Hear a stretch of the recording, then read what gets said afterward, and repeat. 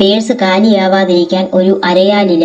എത്രയൊക്കെ പണം കിട്ടിയാലും പേഴ്സിൽ ഒന്നും ബാക്കിയാവുന്നില്ലേ? പണം കയ്യിൽ നിൽക്കാതെ വെള്ളം പോലെ ഒഴുകി പോവുകയാണോ? എങ്കിൽ ലക്ഷ്മി ദേവിയുടെ പ്രതീകമായ ഈ ഇല നിങ്ങളുടെ പേഴ്സിൽ വെച്ചു നോക്കൂ. അത്ഭുതകരമായ മാറ്റങ്ങൾ കാണും. നമുക്ക് വേണ്ടത് കേടുപാടുകൾ ഒന്നും സംഭവിക്കാത്ത ഒരു അരയാലിലയാണ്. അരയാൽ വൃക്ഷം ദൈവീകതയുടെ പ്രതീകമാണ്. ചെയ്യേണ്ട വിധം: ശനിയാഴ്ച ദിവസം വൃത്തിയുള്ള ഒരു അരയാലില അടർത്തിയെടുക്കുക.